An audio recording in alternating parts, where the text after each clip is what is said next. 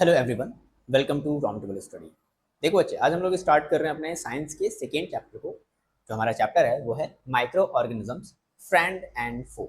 Okay, यानी कि science में हम लोग दूसरा चैप्टर स्टार्ट कर रहे हैं जिसका नाम है माइक्रो ऑर्गेनिजम्स, फ्रेंड एंड फो। मतलब माइक्रो ऑर्गेनिज्म जो हैं, अब एग्जैक्टली हैं क्या ये चीज़ हम लोग देखते हैं। ये आपको दोनों तरीके से ट्रीट करते हैं, कभी एज अ फ्रेंडली और कभी एज अ एक दुश्मन की तरह। ठीक है, तो हम लोगों को इस चैप्टर में इन्हीं सब के बारे में पढ़ना है। तो बेसिकली मैंने इस चैप्टर को दो पार्ट में डिवाइड किया है। तो जनरली ये इस चैप्टर का फर्स्ट वीडियो है। ठीक है, तो हम लोग इस वीडियो में बात करेंगे कि एग्जैक्टली माइक्रो ऑर्गेनिज्म होते क्या हैं, ये कितनी वैरायटी के होते हैं, और उन माइक्रो ऑर्गेनिज्म से क्या क्या डिजीजेज और कौन कौन से नाम हमें माइक्रो ऑर्गेनिज्म के याद रखने हैं।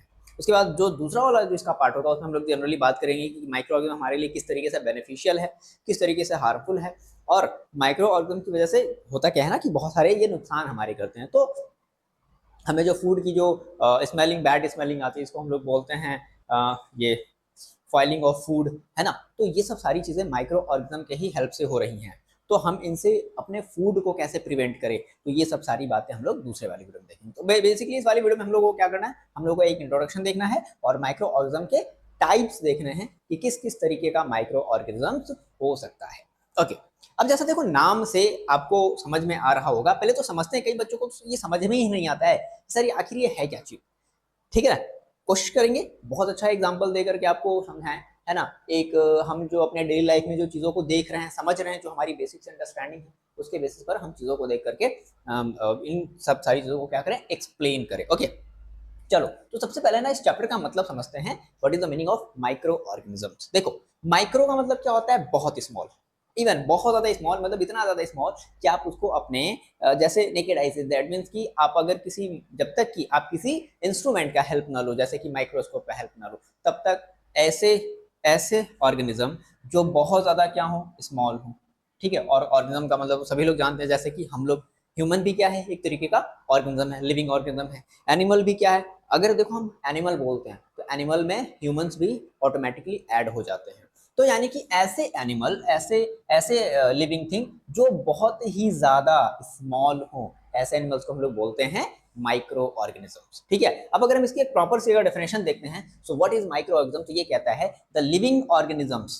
पहली बात, माइक्रो ऑर्गेनिज्म जो होते हैं वो लिविंग ऑर्गेनिज्म होते हैं। इवन आप इसे नहीं देख सकते। देखो, हो सकता है कि अभी मेरे स्किन पर एक माइक्रो ऑर्गेनिज्म बैठा हो, है ना। हो सकता है कि हर एक जगह, जैसे हम लोग जो दही खाते हैं जिसको हम लोग कर्ड बोलते हैं, तो उसमें हमारा एक बैक्टीरिया होता है, लैक्टोबैसिलस करके नाम से होता है। तो ऐसे बहुत सारी चीजें होती हैं जो हमारे चारों तरफ तो हैं, है ना, लेकिन हमें नजर नहीं आ रही है। इसी वजह से बच्चों को इस वाले चैप्टर में बहुत ज्यादा प्रॉब्लम होती है। बट डोंट वरी, आपको नाम याद रखने हैं, हम आपको एक एग्जांपल देकर के समझाएंगे कि देखो एग्जैक्टली में है ये क्या चीज। ठीक है ना। तो व्हाट इज माइक्रो ऑर्गेनिज्म, तो कहता है कि the living organisms around us, हमारे चारों तरफ, इवन हर तरफ है, याद रखना हर तरफ है।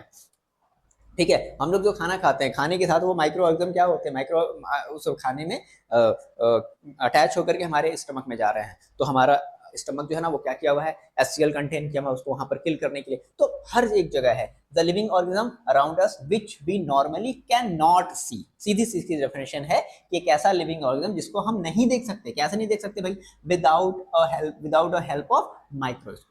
मतलब बिना माइक्रोस्केल के हेल्प से अगर हम नहीं देख पा रहे हैं, तो उस ऑर्गेनिज्म को हम लोग बोलते हैं माइक्रो ऑर्गेनिज्म, या फिर इसका एक और नाम याद रखोगे, माइक्रोब्स। तो माइक्रोब्स बोला जाए या माइक्रो ऑर्गेनिज्म बोला जाए, ये दोनों सेम बात है।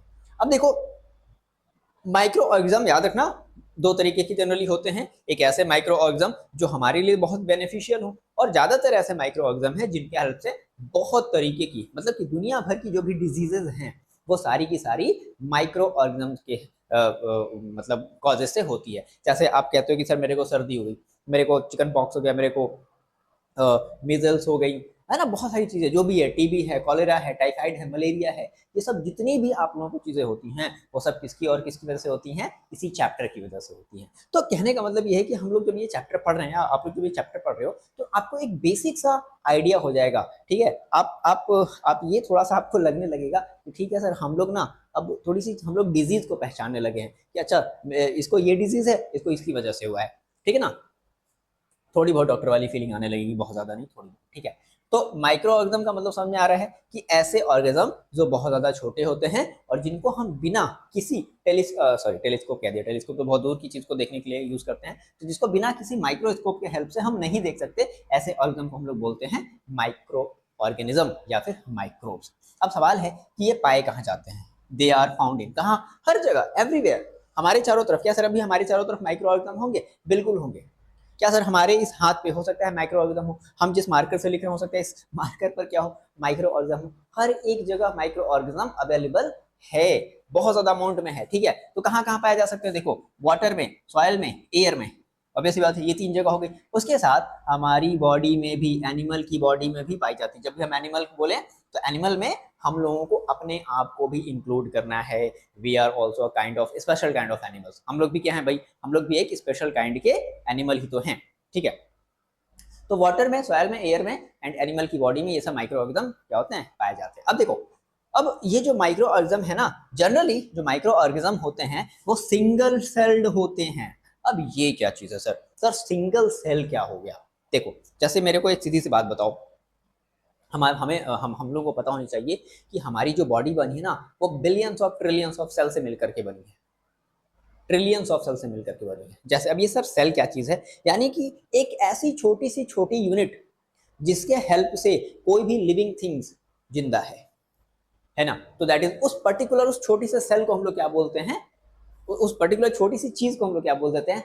सेल बोल देते हैं। जैसे मान लो मैंने कहा कि मेरे को ये एक घर बनाना था या एक मेरे को ये रूम बनाना था, तो सोचो इस रूम में कितनी सारे ईंटें लगी होंगी, ब्रिक्स लगी हुई होंगी। तो ये जस्ट लाइक ये जो ब्रिक्स है ना, ये जस्ट लाइक इस रूम के लिए एक सेल की तरह है।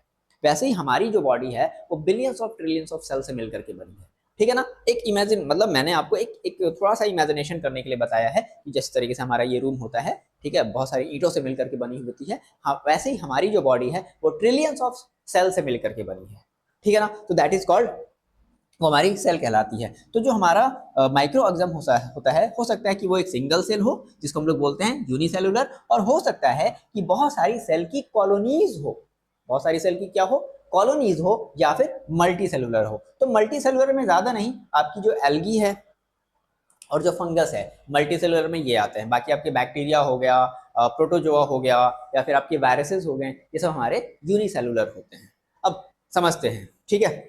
तो हमने अभी क्या देखा? हमने देखा व्हाट इज माइक्रो ऑर्गेनिज्म और कहाँ पाए जाते हैं और ये किस तरीके से एग्जिस्ट करते हैं।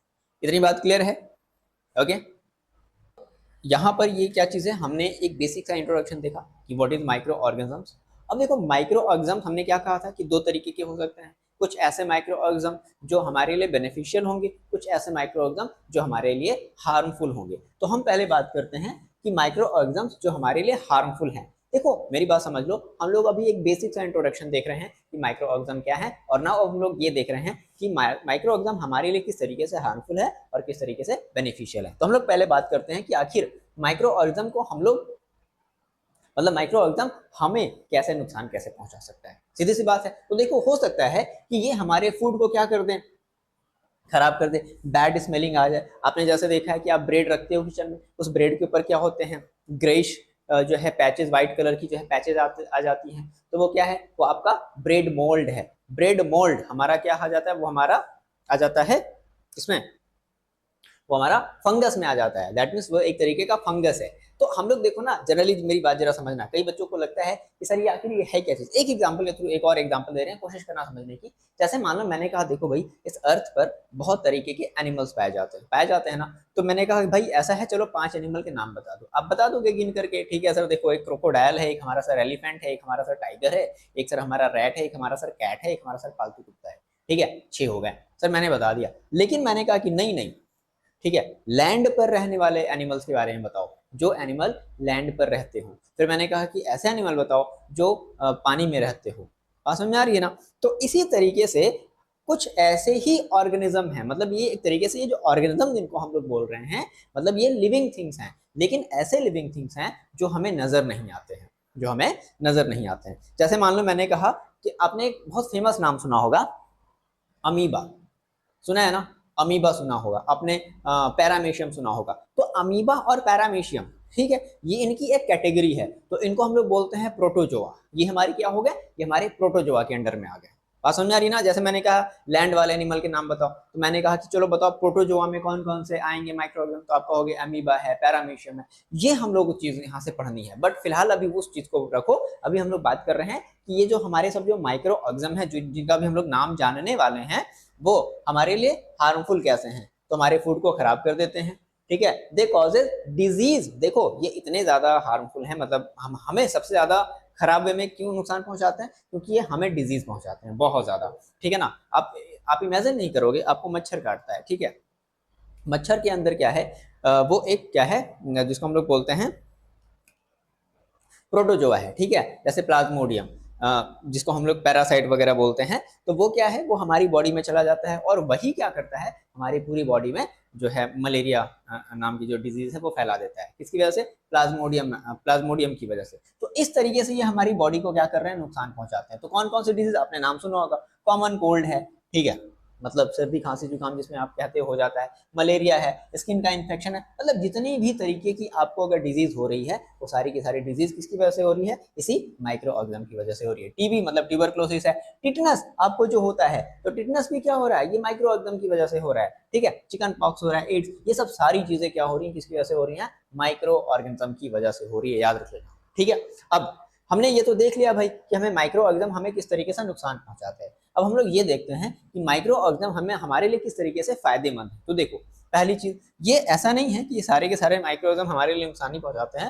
मैंने बताया भी आपको कि ऐसे बहुत सारे माइक्रो ऑर्गेनिज्म हैं जो हमें जिंदा रखने में हेल्प करते हैं, जिनके हेल्प से मेडिसिन बनती है जी। और कुछ तो ऐसे माइक्रो ऑर्गेनिज्म हैं जो अर्थ पर 50% ऑक्सीजन क्या करते हैं, प्रोड्यूस करते हैं। जैसे मैंने आपको बताया था साइनोबैक्टीरिया, जो ग्रीन एल्गी होते हैं, वो भी क्या है, वो भी माइक्रो ऑर्गेनिज्म की कैटेगरी में आते हैं, बस वो कॉलोनीज में रहते हैं। मैंने क्या कहा था कि कुछ ऐसे भी माइक्रो ऑर्गेनिज्म है जो कॉलोनीज में और जो मल्टीसेलुलर होते हैं, जैसे कि एल्गी, ग्रीन एल्गी, साइनोबैक्टीरिया, ठीक है। तो वो हमारे क्या होते हैं, वो हमारे अर्थ पर ऑक्सीजन है ना प्रोड्यूस कर रहे होते हैं।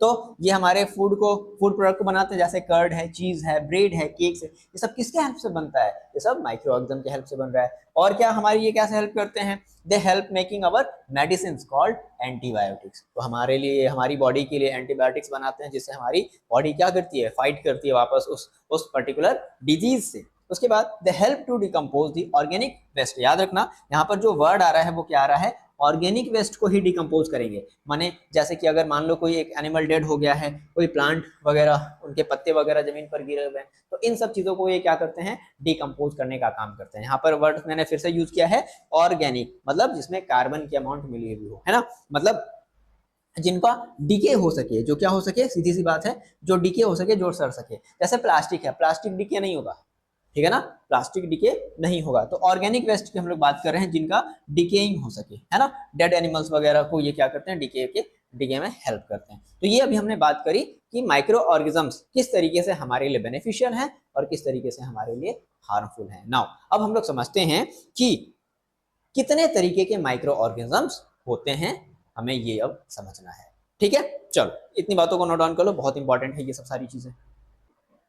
देखो अगर हम अपने बात करें इस चैप्टर में major group of microorganism, मतलब हमने पूरे माइक्रो ऑर्गेनिज्म को हमने कितने ग्रुप में डिवाइड कर दिया, तो बेसिकली मैंने 5 ग्रुप में डिवाइड कर दिया, ठीक है। क्या है वो 5 ग्रुप, ध्यान से समझना है। बैक्टीरिया, ठीक है, हम लोग बहुत सुनते हैं बैक्टीरिया बैक्टीरिया बैक्टीरिया बैक्टीरिया, ठीक है, बट बैक्टीरिया समझ लो कि एक फैमिली है ना, उस फैमिली में बहुत सारे क्या होने वाले हैं, मेंबर होने वाले हैं। बात समझ आ रही है, ठीक है। ओके, तो हम लोग क्या देखेंगे, पहले हम लोग बैक्टीरिया के बारे में पढ़ेंगे। बैक्टीरिया है जैसे कि एक बहुत फेमस, आप लोग एक बैक्टीरिया का नाम सुने होंगे, लैक्टोबैसिलियस, जो कहाँ पाया जाता है, कर्ड में पाया जाता है ना। तो लैक्टोबैसिलियस कहाँ पाया जाता है, कर्ड में पाया जाता है, बैक्टीरिया हो गई। उसके बाद दूसरा हमारा आता है वायरसेस। अब ऐसी बात है, देखो वायरसेस क्या होता है, ध्यान से सुनना। वायरसेस जनरली जनरली या ना, आप अगर इवन ये दिखते तो है नहीं, लेकिन अगर इनको माइक्रोस्कोप से देखा जाए तो ये ऐसा लगेगा कि ये डेड है। अगर ये बाहर है, अगर ये किसी बॉडी में सेल में के अंदर, ये याद रखना, ये जो वायरसेस हैं वो जो है ना, वो लिविंग, एक वो डेड मतलब तरीके से हमें नजर आती है, डेड तरीके से हमें ये शो होती है। तो हमें ये, तो ये फिर जिंदा कब होती है, जब ये किसी सेल के अंदर जाता है, ठीक है। जब ये किसी सेल के अंदर तब एंटर करता है, तब ये फिर वहां पर अपने आप को मल्टीप्लाई करने लगते हैं, मतलब वो बहुत तेजी से क्या होते हैं, फैलने लगते हैं, ठीक है, वायरसेस। ओके ओके, वायरसेस की बात, जैसे कि हमने कहा भाई देखो वायरसेस से बहुत सारी डिजीज होती है, जैसे जो चिकन पॉक्स है, ठीक है।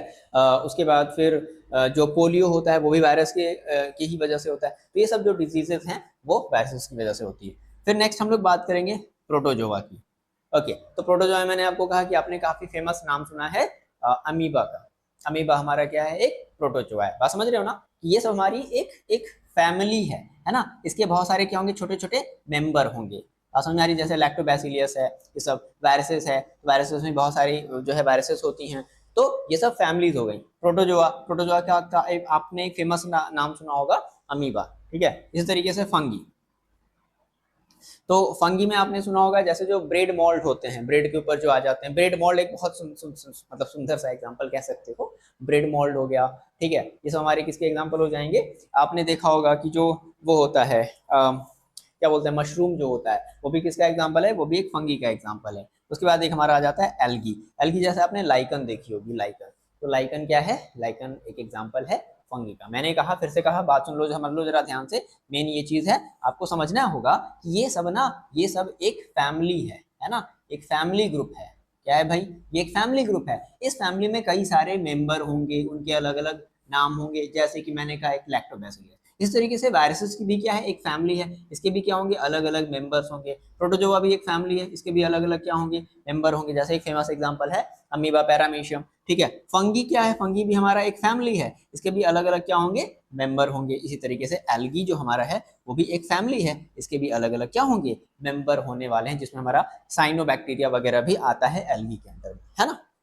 बात समझ आ रही है। तो ये हमें 5 चीजें पढ़नी है अपने इस चैप्टर के अंडर। ओके, और इस वीडियो में जनरली हम लोग इसी 5 चीजों की डिस्कशन करने वाले हैं। क्लियर है बात। देखो, अब अगर हम बात करें सबसे पहले अपने बैक्टीरिया की, ठीक है, तो बहुत ज्यादा आपको कुछ नहीं ध्यान रखना है, मेरी बात ध्यान से सुनो। आपको क्या ध्यान रखना है कि बैक्टीरिया के जनरली 3 ग्रुप होते हैं, ठीक है। Spherical, rod shape, spiral. ऐसा देखा गया है कि जनरली जो बैक्टीरिया होते हैं वो शेप के अकॉर्डिंग डिवाइड कर दिया गया, ठीक है ना, स्फेरिकल, रॉड शेप, स्पाइरल। हम अभी किसकी बात कर रहे हैं, बैक्टीरिया की बात कर रहे हैं। इसके 2 काफी फेमस एग्जाम्पल है। आप कंटिन्यूअसली इसको क्लास 6 में भी पढ़े हो, क्लास 7 से भी पढ़ते चले आ रहे हो, और अब क्लास 8 में भी पढ़ना है। ओके, तो आपने 2 इसके काफी फेमस एग्जांपल देखे होंगे। आपने एक पढ़ा होगा लैक्टोबैसिलस, जो क्या हेल्प करती है, ये हेल्प करती है हमें कर्ड बनाने में, है ना, सेटिंग ऑफ कर्ड। ये कर्ड को सेट करने में क्या करती है, हेल्प करती है। यानी कि हम जो कर्ड खा रहे हैं उसके अंदर क्या है, लैक्टोबैसिलस, है ना, जो कि क्या है, फ्रेंडली बैक्टीरिया है। ओके, दूसरा है राइजोबियम। ये क्या करती है, ये फिक्सेशन ऑफ नाइट्रोजन, ठीक है, ये नाइट्रोजन को फिक्स करती है, fixation of nitrogen, atmospheric nitrogen. हमें पता है कि सबसे ज्यादा हमारे एटमॉस्फेयर में सबसे ज्यादा अमाउंट में कौन सी गैस है, नाइट्रोजन है। तो राइजोबियम जो होती है ना, वो हमारे जो लिग्यूम्स होते हैं, मतलब जो चने वाले जो प्लांट्स होते हैं, उनके रूट्स में होती है। वो क्या करती हैं, उन रूट्स में ये जो राइजोबियम नाम की जो बैक्टीरिया है, ध्यान से सुनो मेरी बात, राइजोबियम नाम की जो बैक्टीरिया है वो एटमॉस्फेयर से नाइट्रोजन को खींचती है और सॉइल में क्या करती है, उसे मिक्स करती है, ठीक है। तो 2 कॉमन एग्जांपल आपको याद रखने हैं, प्लीज इनको याद रखो। लैक्टोबैसिलियस काफी फेमस एग्जांपल है, और एक है राइजोबियम, बहुत इंपॉर्टेंट, ठीक है।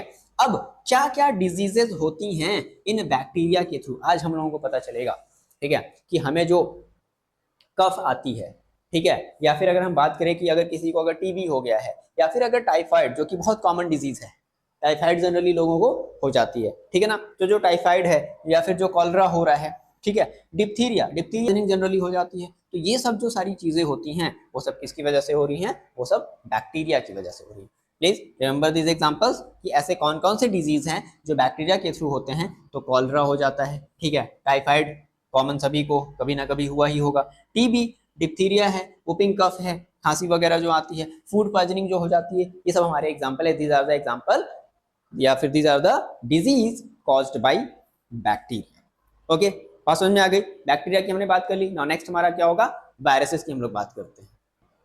इतनी बातों को नोट डाउन करते चलो। ओके, देखो जब बात करते हैं अगर हम अपने वायरसेस की, ठीक है, तो याद रखना है कि वायरसेस केवल और केवल किसी भी सेल के अंदर अपने आप को वो लिविंग मोड में आ जाते हैं। अगर वो बाहर हैं तो वो क्या है, वो भी डेड है, ठीक है ना, एक तरीके से डेड है। उनमें कोई भी मूवमेंट नहीं होगा, कुछ नहीं होगा, इवन वो खुद चल भी नहीं सकते। हवा आएगी, हवा की हेल्प से इधर से उधर, इधर से उधर चलते रहते हैं, ठीक है। तो वायरसेस क्या होते हैं, only develop inside the cell of host. Host कुछ भी हो सकता है, हम, आप, किसी की भी बॉडी, किसी का भी सेल। इवन ये जो वायरसेस होते हैं वो एक बैक्टीरिया को भी अपना निशाना बना लेते हैं। मतलब वायरसेस क्या होंगे, बैक्टीरिया से छोटे होंगे, तभी तो, जरा गेस करो। तो वायरसेस बैक्टीरिया के अंदर जैसे एंटर किए, बस उस बैक्टीरिया में क्या करेंगे, अपने आप को फैलाना स्टार्ट कर देंगे, ठीक है। तो वायरसेस इतने देखो खतरनाक होते हैं, they do not show the characteristic of the living thing. मतलब ये लिविंग थिंग वाली कैरेक्टरिस्टिक शो नहीं करते हैं। सर अब इसका क्या मतलब हुआ, what is the meaning of characteristics of the living thing? देखो लिविंग थिंग का मतलब है कि ऐसी चीजें जिसके हेल्प से हम कह सके यस ये लिविंग थिंग है और ये लिविंग थिंग नहीं है। जैसे अब लिविंग थिंग देखो करते क्या है, तो चार बड़ी जरूरी चीजें करते हैं लिविंग थिंग हमारे। कौन कौन सा? सबसे पहला, वो न्यूट्रिएंट्स लेते हैं। लिविंग थिंग क्या करते हैं, न्यूट्रिएंट्स लेते हैं। दूसरी चीज क्या करते हैं, वो रेस्पिरेशन करते हैं। लिविंग थिंग क्या करते हैं, रेस्पिरेशन करते हैं। वायरसेस ऐसा कुछ नहीं शो करता, अगर वो बाहर है, किसी सेल के बाहर है, तो ऐसा शो ही नहीं करेगा, वो रेस्पिरेशन करेगा ही नहीं, ठीक है। तीसरी चीज क्या करते हैं लिविंग थिंग, ट्रांसपोर्टेशन करते हैं। ट्रांसपोर्टेशन करते हैं मतलब वो हमारी बॉडी में जैसा देखो क्या है, ब्लड का फ्लो हो रहा है, ठीक है। जो कह सकते हो कि जो ऑक्सीजन है वो हमारे बॉडी से अंदर बाहर, मतलब ये सब सारी चीजें हो रही है, ट्रांसपोर्टेशन होता है। दैट इज ट्रांसपोर्टेशन में बेसिकली हमारे ब्लड का फ्लो आ जाएगा, ठीक है। या फिर जो भी हमारा न्यूट्रिएंट्स हमारी पूरी बॉडी में जा रहा है वो सब ट्रांसपोर्टेशन के अंदर में आ जाता है। और एक और हमारी चीज आ जाती है एक्सक्रीशन, यानी कि ये जो लिविंग थिंग है ना, अगर ये चार चीज अगर वो शो कर रही है तो that is called characteristics of living thing. ये हमारी बेसिक सी चार चीजें होती हैं जिनके वजह से हम कह सकते हैं कि यस ये जो पर्टिकुलर जो चीज है वो लिविंग है। बट जो वायरसेस ये देखा गया है कि ऐसा कोई भी जो है वो शो नहीं करता। अगला है viruses can reproduce and multiply only inside, याद रखना, only inside the cell of the other microorganism. ये अपने आप को मल्टीप्लाई करते हैं, ये रिप्रोडक्शन करते हैं कहाँ, किसी भी दूसरे सेल के अंदर में, ठीक है। अब आप लोगों ने बहुत एक फेमस सा एग्जाम्पल देखा होगा अभी जो आया था 2019 में, कोरोना वायरस, सब कोई परेशान था, सभी को पता है, ठीक है। तो वो एक एग्जाम्पल है, देखो वायरस कितनी तबाही मचा सकता है। बात आ गई समझ में, ठीक है। या फिर एक और हमारा होता है HIV, ह्यूमन इम्यूनो, ये ह्यूमन इम्यूनो डिफिशियंसी, ये तो आपका उसका इसका फुल फॉर्म हो जाएगा HIV, ठीक है। तो इसे हम लोग बोलते हैं इम्यूनो, ठीक है, इम्यूनो डिफिशियंसी वायरसेस। ओके, ये बात याद रखनी है। ओके, अच्छा, उसके बाद ये हमारे कॉमन एग्जांपल्स हो गए इसके वायरसेस के, है ना, कोरोना वायरस, HIV, या फिर आपने देखा होगा एक और लिख सकते हो पोलियो वायरस। जनरली जो आप देखे हो कि बच्चों को जो पोलियो जो लगता है, या फिर जैसे पोलियो में होता क्या है कि बॉडी का कोई एक जो पार्ट है वो पूरी तरीके से, मतलब पूरी तरीके से नहीं, पार्शियली तरीके से काम करना बंद कर देता है, कभी कभी केसेस में पूरी तरीके से काम करना बंद कर देता है, ठीक है। तो पोलियो वायरस भी हमारा एक एग्जाम्पल हो जाएगा। अब ऐसी कौन कौन सी डिजीजें हैं जो वायरसेस के हेल्प से हो रही हैं, जिनके जिनके पीछे का जो रीजन है वो वायरसेस है। तो देखो सबसे पहली चीज कॉमन कोल्ड, ठीक है, इन्फ्लुएंजा। अब देखो कॉमन कोल्ड और इन्फ्लुएंजा यानी कि फ्लू में क्या फर्क है। देखो अगर हम फ्लू की बात, अगर हम कॉमन कोल्ड की बात करते हैं तो कॉमन कोल्ड में बहुत ज्यादा जो है कह सकते हो कि सर्दी नहीं होगी, थोड़ा बहुत सर्दी होगी और बदन दर्द वगैरह ये सब सारी चीजें होंगी, ठीक है, विदाउट किसी मेडिकेशन की भी सब सारी चीजें खत्म हो जाती। लेकिन फ्लू में क्या होगा ना, इसमें जो वाटरिंग बहुत ज्यादा होगी नाक से, ठीक है। तो ये बेसिक सा दोनों में फर्क होता है, ध्यान रखना। होता होगा आपको कभी कि थोड़ी बहुत सर्दी भी और साथ साथ बदन दर्द ये सब सारी चीजें होने लगी, दैट इज आपका कॉमन कोल्ड है, ठीक है। इन्फ्लुएंजा में आपको बहुत भयंकर तरीके से सर्दी हो जाए। मिजल्स, मिजल्स जैसे जनरली ये बच्चों में होते हैं, आपने देखे कि रेड रेड कलर के ऐसे रेशेस हो जाते हैं पूरी बॉडी में, तो दैट इज कॉल्ड मिजल्स, ठीक है। उसके बाद हमारा है क्या, पोलियो है, चिकन पॉक्स है, स्मॉल पॉक्स है, डेंगू है और हेपेटाइटिस बी है। हेपेटाइटिस बी जो है ना वो हमारे स्टमक से रिलेटेड होता है ना। स्टमक अगर खराब हो जा रहा है, ठीक है, तो वो बेसिकली उसके पीछे का जो रीजन है वो क्या है, वो है हेपेटाइटिस बी। तो ये सब सारी चीजें जो हैं वो किसकी वजह से होती हैं, वायरसेस के हेल्प से हो रही है। ओके, इनको नोट डाउन कर लो। अब अगर हम बात करें अपने प्रोटोजोआ की, हमारी जो अगली कैटेगरी है वो किसकी है, वो है प्रोटोजोआ की। तो प्रोटोजोआ जनरली जस्ट लाइक, अगर आप इसे अगर मतलब रियल में अगर आप जैसे किसी माइक्रोस्कोप से अगर प्रोटोजोआ को देखोगे ना, कहोगे यार सर ये तो एनिमल है, ठीक है। जैसे कि अमीबा आपने देखा होगा, आपने 7th क्लास की बुक में आपने देखा होगा, ठीक है ना, या जनरली इस पीडीएफ में जरा देखना। तो अमीबा आपका क्या है, एक प्रोटोजोआ जो है माइक्रो ऑर्गेनिज्म की फैमिली से बिलोंग करता है, ठीक है ना। तो protozoa are the like animal found in the ponds, lake and drainage. Okay, अब कॉमन एग्जांपल जो आप सुने हो, amoeba, paramecium, plasmodium, these are the examples of protozoa. बस देखो, बस इतनी ही बात है ना, यही चीज आपको याद रखनी है। ओके, अब कुछ ऐसे डिजीज हैं जो ये प्रोटोजोआ क्या कराते हैं, स्प्रेड कराते हैं। जैसे आपने नाम सुना होगा मलेरिया, ठीक है, तो मलेरिया या फिर डिसेंट्री जिसमें लूज मोशन वगैरह होने लगते हैं, तो मलेरिया, डिसेंट्री, ये सब क्या कौन कराते हैं, सब प्रोटोजोआ कराते हैं। अच्छा, ऐसे प्रोटोजोआ जो पैरासाइट्स होते हैं, पैरासाइट मतलब समझते हो, जो किसी अपने जीने खाने के लिए दूसरे पर डिपेंड रहते हैं। जैसे आपने पढ़ा होगा पैरासाइटिक प्लांट जो हमारे होते थे, है ना, कैस्केटा, याद आया। तो एंट अमीबा ऐसा ही एक एग्जांपल है एंट अमीबा का, जो क्या है, जो एक पैरासाइट प्रोटोजोआ है, ठीक है ना। पैरासाइट क्या है, पैरासाइट प्रोटोजोआ है। ये क्या क्रिएट करता है, ये डिसेंट्री को मतलब डिजीज को लाता है, मतलब लूज मोशन वगैरह क्रिएट कराता है। दूसरा है प्लाज्मोडियम, यानी कि मलेरियल पैरासाइट, नाम से ही लग रहा है, यानी कि ऐसा प्रोटोजोआ जो मलेरिया डिजीज हमारी बॉडी में फैलाता है, वो है प्लाज्मोडियम। अब ये बड़ी इंटरेस्टिंग चीज है, मैंने आपको डिस्कस भी किया था स्टार्टिंग में, ये जो प्लाज्मोडियम जो होता है ना, ये प्लाज्मोडियम याद रखना, ये एक हमारा क्या है, ये प्रोटोजोआ है, याद रखो। प्लाज्मोडियम क्या है, ये एक प्रोटोजोआ है तो ये माइक्रो ऑर्गेनिज्म। तो कौन सी माइक्रो ऑर्गेनिज्म की कौन सी ग्रुप में आता है, ये आता है ये प्रोटोजोआ की ग्रुप में, ठीक है ना। तो अब ये जो प्लाज्मोडियम होता है ना, वो जो मॉस्किटोज होती हैं उनके ट्रंक में होती हैं, ठीक है। तो जब वो ट्रंक हमारे स्किन में जब वो इंसेक्ट करते हैं, जब वो हमारी स्किन में जब वो लगाते हैं, तो वो जो प्लाज्मोडियम है वो हमारे स्किन में आ जाता है, ठीक है। इस तरीके से क्या होता है, हमारी बॉडी में वो जो प्लाज्मोडियम वो फैलने लगता है और फिर हमें मलेरिया नाम की डिजीज हमारे अंदर क्रिएट कर देती है। और बड़ी इंटरेस्टिंग चीज है, आप ध्यान से देखना कि जो फीमेल मॉस्किटो है, जिसको हम लोग फीमेल एनोफिलीज भी कहते हैं, वही क्या करती है, वही इस प्लाज्मोडियम को लेकर के चलती है। और एक और बहुत बड़ी इंटरेस्टिंग चीज कि केवल और केवल जो फीमेल एनोफिलीज होती हैं, यानी कि जो फीमेल मॉस्किटोज हैं, वही और केवल वही ब्लड को सक करने का काम करती है। मेल जो मॉस्किटोज होते हैं वो ब्लड को सक नहीं करते हैं। वो जनरली जो हरे घास पौधे वगैरह, पत्तियां वगैरह, आपने देखा होगा कि कभी कभी आप बहुत ज्यादा जब झाड़ी वगैरह में जाते हो, है ना, तो वहां पर आपको बहुत सारे मच्छर वगैरह देखने को मिलते हैं, ठीक है। तो ये सब सारी चीजें है। और एक और चीज हमने क्या देखा था कि जो हमारा डेंगू है, तो डेंगू भी क्या है, वो भी फीमेल जो मॉस्किटो है वो भी डेंगू को स्प्रेड करने का काम करती है, ठीक है। तो दोनों, यानी कि जो मलेरिया है और जो डेंगू है, वो दोनों ही मॉस्किटो की वजह से होता है। अलग अलग, वहां पर डेंगू हमारा जो था वो वायरस था, याद रखना। डेंगू वहां पर हमारा क्या था, एक वायरस था, है ना, जो कि मॉस्किटो लेकर के चल रही है और फीमेल। और यहाँ पर जो मलेरिया है, यानी कि जो प्लाज्मोडियम है, वो भी क्या है, एक प्रोटोजोआ है। ये प्रोटोजोआ है जो कि फीमेल मॉस्किटो लेकर के चल रही है। क्लियर है। तो आपको प्रोटोजोआ में इतनी सी बात याद रखनी है। क्लियर। देखो, नाउ नेक्स्ट हम लोग बात करते हैं एल्गी की, ठीक है। तो ALGAE, देखो एल्गी क्या होते हैं, जनरली ये प्लांट लाइक ऑर्गेनिज्म होते हैं। जैसे आपने देखा होगा नदियों में काई, आपने देखा होगा जिसको हम लोग लाइकेन बोलते हैं, है ना।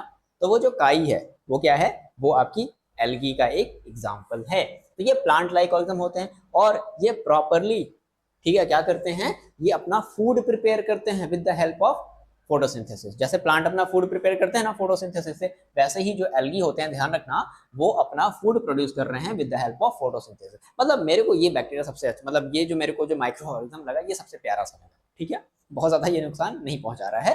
तो एल्गी जो है वो अपना फूड खुद से बना रहे हैं, लेकिन इनमें प्रॉपर तरीके से रूट्स नहीं होती हैं, स्टेम्स नहीं होती हैं, और पत्तियां भी इनमें प्रॉपर तरीके से नहीं होती। जैसे आप इमेजिन करो, आपके हाथ में एक एल्गी है, ठीक है, काई है, लाइकन है, ठीक है, दैट मीन्स वो।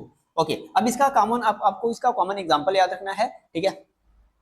क्लैमिडोमोनस, ये एग्जांपल याद रखोगे, थोड़ा अजीब है। क्लैमिडोमोनस और डायटोम, ये दो एग्जांपल हैं किसके, एल्गी कैटेगरी के। एल्गी की फैमिली में ये दो मेंबर आ गए, है ना। और ये जनरली जो दो मेंबर हैं वो सिंगल सेल्ड एल्गी है। वो कैसे बच्चे, वो सिंगल सेल्ड एल्गी है। लेकिन उसी तरफ, दूसरी तरफ ब्लू ग्रीन एल्गी और स्पाइरोगाइरा जो है, ये भी एग्जाम्पल हैं एल्गी के। लेकिन ये जो हमारे एल्गी हैं, ये जो एल्गी के जो एग्जाम्पल हैं, ये आ जाते हैं मल्टी सेलुलर माइक्रो ऑर्गेनिज्म। तो प्लीज इनके ये नाम याद रखना, ज्यादातर आपसे ये पूछा जाता है ना, क्लैमिडोमोनस और स्पाइरोगाइरा, ठीक है। दो आपके एल्गी के एग्जांपल, और एक और आपसे पूछ लिया जाता है ब्लू ग्रीन एल्गी, ये तो काफी इंपॉर्टेंट है ही। बात समझ में आ रही है। तो ये आपके, हमने बात कर ली फोर्थ नंबर एल्गी। Okay, please note it down. देखो फाइनल हमारा जो है वो है फंगी, ठीक है। तो फंगी भी क्या होते हैं ना, प्लांट लाइक स्ट्रक्चर होते हैं। ओके, जैसे आपने देखा होगा मशरूम को, ठीक है, लेकिन वो अपना फोटोसिंथेसिस नहीं करते हैं, याद रखना। फंगी भी क्या है, are plant like microorganism, लेकिन वो अपना फोटोसिंथेसिस नहीं करते हैं। एग्जाम्पल के तौर पे आपको याद रखना है ईस्ट।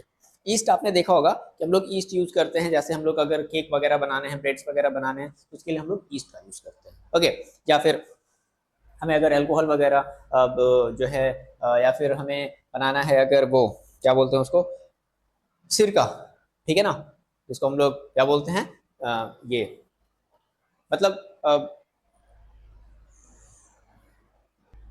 जिसे हम लोग बोलते हैं एसिटिक एसिड, ठीक है। तो वो चीज अगर हम लोगों को बनाना हो, ठीक है, तो सब हम लोग यूज करते हैं। उसके बाद मोल्ड हो गया। अब देखो मोल्ड में भी ना क्या है, अलग अलग कैटेगरी है। जैसे एक तो आपको आपने ब्रेड मोल्ड देखा होगा, ब्रेड मोल्ड, ये कहीं आपको जाने की जरूरत नहीं है, आप चाहो तो इसको अपने किचन में देख सकते हो। ब्रेड रख दो साइड में कहीं कोने में, ठीक है, वहां पर थोड़ा बहुत पानी वानी गिरा दो, तो आप देखोगे एक दिन या 2 दिन बाद उसके ऊपर व्हाइट व्हाइट ग्रे कलर की पैचेज आ जाती हैं। उसके बाद एक हमारा होता है पेनिसिलियम, ठीक है, और एक हमारा नाम याद रखना है aspergillus. Okay, these are the example of किसके, फंगी के। अब कौन कौन सी डिजीज होती है भाई, तो रिंग वॉर्म, देखियो रिंग वॉर्म क्या होता है ना, दिखाने की जरूरत है नहीं। एथलीट्स फुट, ये क्या होता है, कभी कभी 2 उंगलियों के बीच में, है ना, कुछ इन्फेक्शन हो जाते हैं। तो इन्फेक्शन किसकी वजह से होते हैं, फंगी की वजह से होते हैं। और रस्ट ऑफ इट, ये बहुत इंपॉर्टेंट है, आपके ये क्वेश्चन पूछा गया था, ठीक है ना, तो याद रखना। जो रस्ट ऑफ इट यानी कि जो वीट होती है वो हल्की सी रेड कलर की हो जाती है, तो वो भी किसकी वजह से हो रही है, वो सब फंगस की वजह से हो रही है। क्लियर बात। तो हमने अपने इस वीडियो में हमने देखा कि बेसिकली माइक्रो ऑर्गेनिज्म होते क्या है, किस तरीके से हमारे लिए वो बेनिफिशियल है, किस तरीके से वो हमारे लिए हार्मफुल है, और सॉरी कौन कौन सी कैटेगरी है माइक्रो ऑर्गेनिज्म की, हम लोगों को माइक्रो ऑर्गेनिज्म को हम कितनी कैटेगरी में डिवाइड कर सकते हैं। ये सब सारी चीजें हमने आज के इस वीडियो में देखी। उम्मीद करते हैं वीडियो समझ में आया होगा, ठीक है, समझ में आया है। आप इस सारी चीजों को अच्छे से नोट डाउन कर सकते हो, अपना फीडबैक दे सकते हो, अपना कमेंट कर सकते हो कि ऐसी बातें मेरे को समझ में आई है फिर नहीं आई है। मिलते हैं नेक्स्ट वीडियो में, तब तक के लिए अपना ख्याल रखो, पढ़ाई करते रहो।